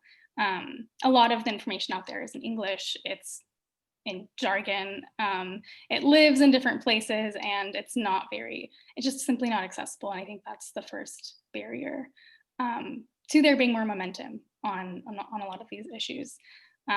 But more than that, there just needs to be more direct communication and pathways for residents who are interested in these topics to connect with one another, to speak with representatives directly. More platforms like this one, where an everyday resident can be in conversation with folks on this panel and the attendees of this space. I would say I agree with almost everything that Shade is saying. The one thing I would add is people want to do something to solve climate change. I mean, those numbers tend to be relatively high if you look at the polling. I think once you try to, focus too much on short-lived climate pollutants or super pollutants or, methane or methane, you get a little bit of a eye gloss over, and people start to lose interest. But when you can connect problems that people feel every day and say that this issue is going to help solve that problem, and I think you want to be careful not to overpromise and to underdeliver more, and do it not as sort of we have one solution and after this all of your problems will go away, but more thinking of it as as an epic journey that people are going to need to take and build a communications narrative that tells people that the problem that we have is not sort of a one and done, but it's a long journey that they should be encouraged to go on. It takes, I think, the kind of messaging that Shade is saying, multilingual, many different ways to engage people. But our understanding is that people are eager to get engaged in this kind of stuff, and we just need to make sure they are. But here's the assembly members back, so let me pause and go to him. Thank you, Assembly Member, joining us from the floor, it seems. I can't quite see your background. Yeah, I didn't hear the question. I apologize. I was being relocated from one room to another, but if you can repeat the question, please. No, thank you so much for joining us. No, we'd be really interested in your perspective about how you think we can kind of build the kind of political enthusiasm to kind of have more aggressive programs and more aggressive targets for dealing with super pollutants in particular, and how we can make sure that we're kind of baking in environmental justice and just transition. Center them around people. Center them around people and the public health benefits, and demonstrate opportunities for economic opportunities in areas of economically depressed communities, right? And I appreciate the representative from Leadership Council making reference to those points, Central Valley, Eastern Coachella Valley. We have to demonstrate that our climate change policies are producing these economic opportunities at the same time that we're improving environment, air quality, and that tangibly we're seeing, that all these objectives are resulting in what we're striving to achieve. And here at the Capitol, politically, we have to really center, again, the discussion around people, public health benefits. We're dealing with a pandemic in parts of the state far greater than others because of the environmental justice issues that have been prevailing over the course of decades. And that's just, what we're seeing is what people have been ringing about for a long, long time. And so that's what I would say we need to focus our attention on. And I appreciate the science behind it, the data behind it. But if we can't put a human aspect or element around it, for the people that I represent, it becomes just another conversation. And if it cannot really connect and resonate, then really we're not doing our job. But thank you again for allowing me to chime in again, and look forward to this conversation again. Do you have time for one more question, Assembly Member, or? 2 questions, if you like. 2 questions, okay. 2 questions. We're in luck. So, you know, one of the human aspects of this, in addition to public health, is around jobs, and you spoke a little bit about that earlier, and that's kind of been a thread. And again, there are certain communities that have been devastated by the kind of economic recession that the pandemic has caused more than others. How do you see the kind of the role of sort of stimulus spending around kind of getting to grips with climate super pollutants and public health and reducing diesel as, like, from a jobs perspective? We have to be intentional with our policies. I think our former Senate Pro Tem, Kevin De Leon, used to use that word quite often. There has to be intentionality, right? We have to identify what are we trying to achieve. And I mean, I represent the most southern part of the state, Imperial County, that historically has had the highest unemployment in California, as high as 30%. And on a good day, it's 16%, which is still 4 times the amount of unemployment of the state average on a good day, 4%, when we were in a pre-COVID era. The fact is that our policies have to look at those circumstances, and our investments need to be driven towards addressing those circumstances. And again, you know, our region is a prime example of how renewable energy investment and opportunities for biofuel, biodiesels to be developed for purposes of commercialization and putting cleaner trucks and vehicles on the road. There's now this enthusiasm about the opportunities to develop a lithium chain supply for purposes of meeting our electrification transportation goals. We can do all that and at the same time address many of our environmental problems like the Salton Sea, which was made reference to earlier. But we want to make sure when we do that, that we're not causing any additional environmental harm, that we do it in the best possible way, as California tends to do it, with the highest environmental standards, labor standards, and that there is a co-benefit as it relates to the community. We can't just say we're going to do this, supply the world with the lithium that we need to clean up our transportation system, and have no direct benefit to the community. And so I see that our policies have to be driven by intentionality, and our investments need to as well. And I think that's really at the core of when we talk about equity. That's what I think we're talking about when we're referring to equitable policies. And some people may say, well, that's not fair because you're going to do more over there than over here. But nowhere else in the state of California do you have 30% unemployment. And that's something that we all should be concerned about. And, you know, last question then, if you gave me an extra question to ask you. You know, we see the role of funding as incredibly important in assuring those equitable outcomes, because you can, you know, regulate someone who's buying like a Porsche to buy a Tesla, and you don't need to kind of necessarily subsidize that.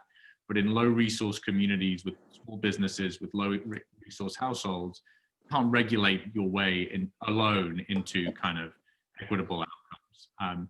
How do you see the role of like additional funding in ensuring those kind of equitable outcomes? Do you think that's needed?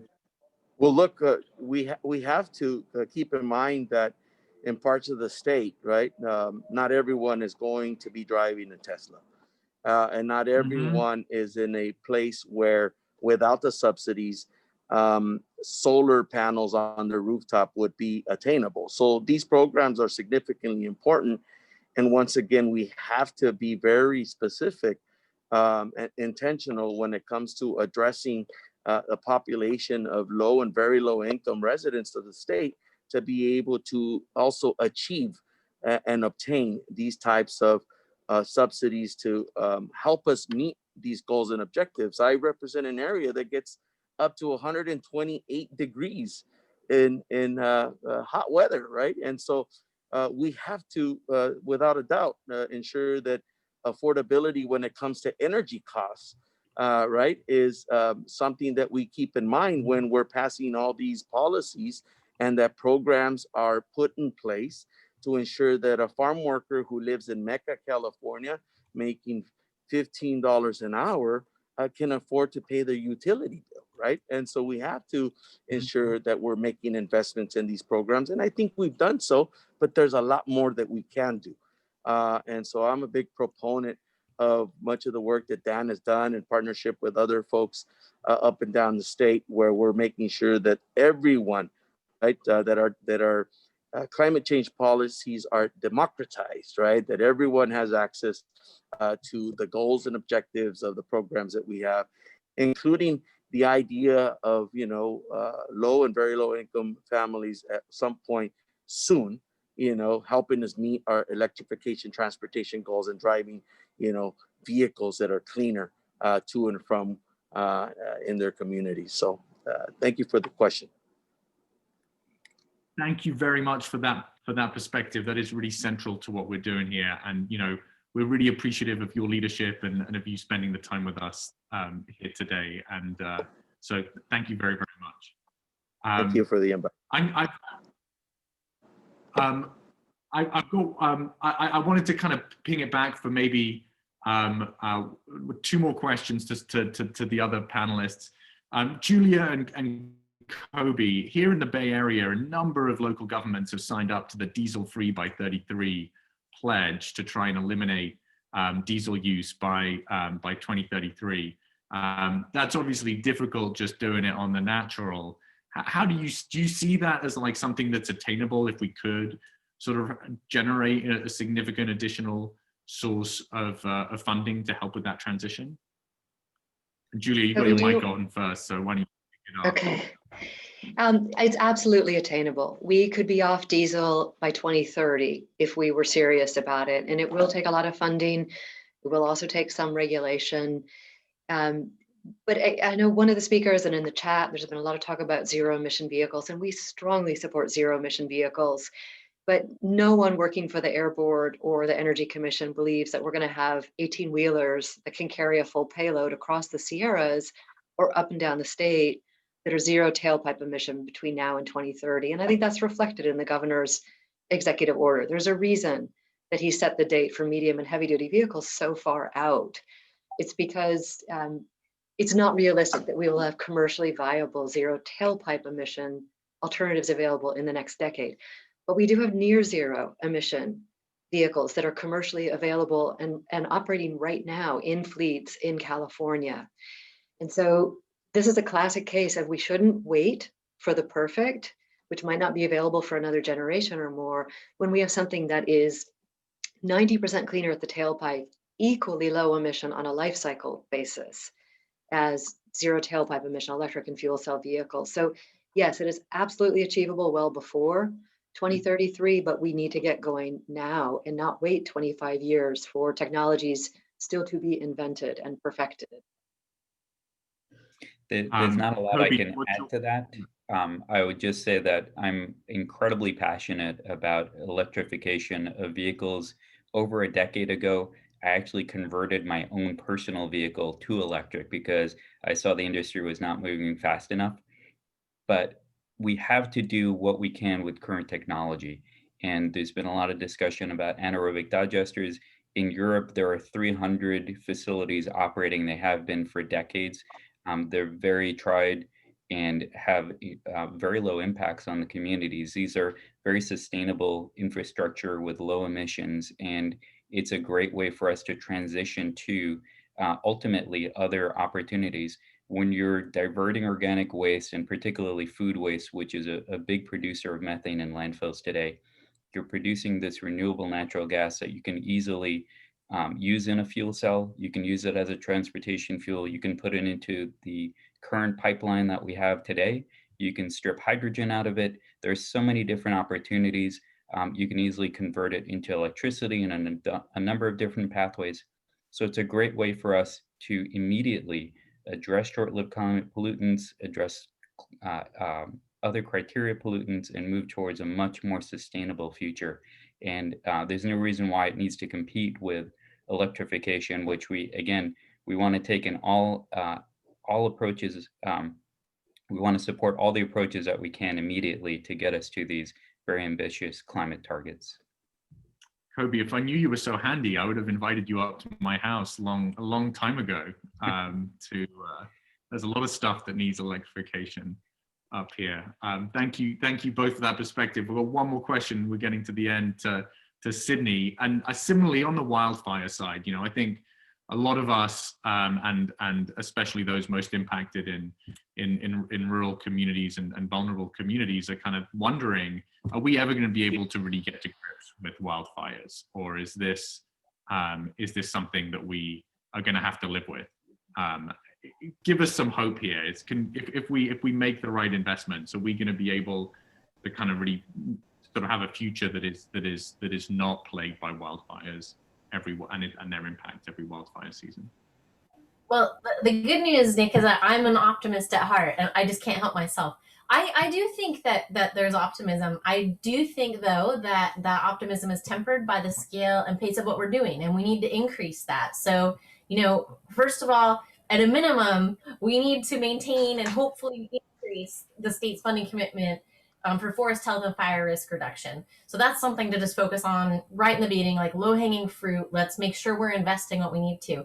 But what we're seeing now, you know, the fire problem is complicated because you have lands with lots of different jurisdictions. And so one thing that's going to be key in helping us to do this is to ensure that we're collaborating and planning across jurisdictions and with different stakeholders. You know, while forest fires don't care who owns the land, right? They just burn wherever they burn. But funding sources do often match up to land. So focusing on strategic partnerships that let us, you know, implement fire risk reduction activities across different ownership boundaries will help us to address the fire problem on big landscape scales, and also increase funding from diverse sources. So, you know, that's something to consider. Also, partnerships across diverse groups can help to reduce things like barriers related to planning and permitting. Right now with federal lands, we have project agreements that use something called stewardship authority. We should keep focusing on those so that we're taking advantage of partnerships and collaboration. But another thing we can do is to improve permitting processes for forest restoration. So that's another avenue to consider. That I know we're to the end of this webinar. We don't have a lot of time to get into it, but thinking about how we're going to increase the scale of what we're doing is going to require us to think about how we plan and permit these activities. So I think these are conversations that a lot of folks are having now, and we just need to keep having them. But can we do this? Yes, we can. We're going to have more fire to have less fire. Somehow that seems a little bit crazy to say out loud. But the science is pretty clear on what we can do to help. And so where the science paves the way, we just need us to sort of listen to that science and then take action. I think that is optimistic. The science paves the way, and maybe rather than we need more fire to have less fire, we need more funding to have less fire, is I think maybe how we're going to end this. So I really want to thank all our panelists, Assemblymember Garcia, Professor Ram, Kip, Shada, Sydney, Dan, Julia, Kobe. Thank you so much for spending your morning with us today and enlightening our audience and all of your ongoing leadership. If you want to learn more about and stay up to date, please go to climateandcleanair.org. You can sign up for our email updates. We'll let you know what's happening. You can also email us with your ideas, your questions, your suggestions if you want to help out, if you want to join up. You can email Denny, you can email me, or you can email Jeremy. Our contact info is also on the website. We're really excited about the opportunity to have a huge impact on not only on short-lived climate pollutants, but on climate, on clean air, and raising up traditionally frontline communities. And we know that if we're going to do it, we're going to have to all do it together. Thank you very much for joining.